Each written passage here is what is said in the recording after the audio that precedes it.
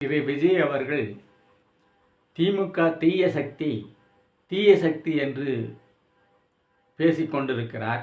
திமுக தீய சக்தி, அதிமுக தலைவர்கள் 2 பேர் அதை சொல்லிவிட்டார்கள். நானும் அதை திருப்பி சொல்கிறேன்.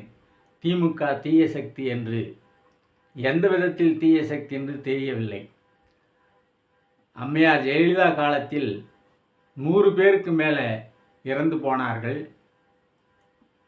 இவ்வாறு இறந்தவர்கள் அதேபோல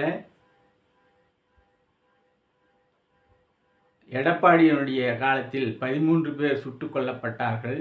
பறவையை சுட்டுக் கொள்வது போல் சுட்டுக் கொல்லப்பட்டார்கள்.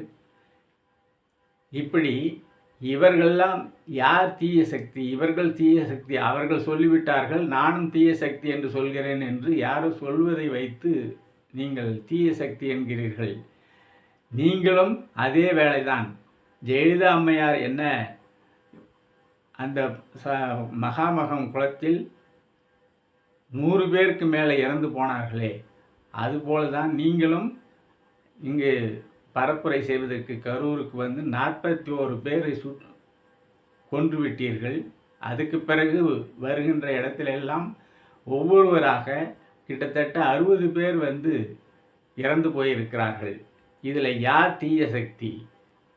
திமுக காலத்தில் யாராவது இவ்வாறு ஒட்டுமொத்தமாக இறந்திருக்கிறார்களா என்று பாருங்கள். அப்பொழுதுதான் நீங்கள் வந்து தீய சக்தி, யார் நீங்கள் தீய சக்தியா திமுக தீய சக்தியா என்பது உங்களுக்கு புரியும். இந்த தீய சக்தி எப்படி நல்ல சக்தியாக இயங்கப் போகிறது என்பதை இனி பார்த்தால் மட்டும்தான் தெரியும். விஜய் அவர்கள் எப்படி நீங்கள் முதலமைச்சராக அமரப்போகிறீர்கள், உங்களுடைய ஆட்சி எப்படி இருக்கிறது என்றெல்லாம் உங்களுக்கு போகத்தான் தெரியும். யாரை நாம் தீய சக்தி என்றோமோ அதே அவர்களே பரவில்லை என்று சொல்லி நீங்களே வருத்தப்படக்கூடிய ஒரு சூழ்நிலை உங்களுக்கு வரும்.